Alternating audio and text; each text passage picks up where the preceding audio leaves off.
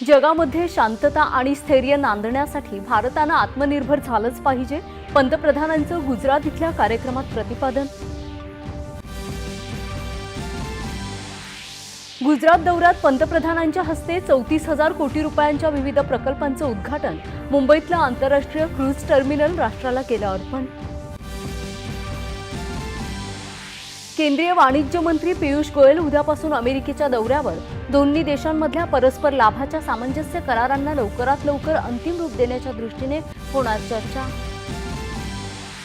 खोल समुद्रातल्या संशोधनासंदर्भात पृथ्वी विज्ञान मंत्रालय आणि आंतरराष्ट्रीय सागरी तळ प्राधिकरण यांच्यात 15 वर्षाचा एक नवीन करार। H-1B व्हिसा निर्बंधांसंदर्भात अमेरिकेचं स्पष्टीकरण। एकदाच द्यावी लागणारी $1 लाख ची रक्कम H-1B व्हिसासाठी नव्यानं अर्ज करणाऱ्यांनाच लागू असणार। नशामुक्त भारताची निर्मिती करून देशाला सर्वोच्च स्थानी नेण्याचा संकल्प करण्याचं मुख्यमंत्री देवेंद्र फडणवीस यांचं आवाहन। मुंबईत आयोजित नमो युवा रणला दाखवला हिरवा झेंडा। भारतीय चित्रपट सृष्टीतला अत्यंत प्रतिष्ठेचा 2023चा दादासाहेब फाळके पुरस्कार ज्येष्ठ अभिनेते मोहनलाल यांना जाहीर।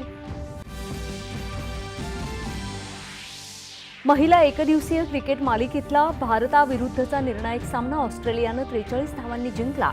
स्मृती मंधानाची 125 धावांची झंझावाती खेळी ठरली अपुरी। आणि आशिया चषक क्रिकेट स्पर्धेत आज सुपर 4 मध्ये भारत पाकिस्तान लढत। दुबईमध्ये भारतीय प्रमाण वेळेनुसार रात्री 8 वाजता होणार सामना।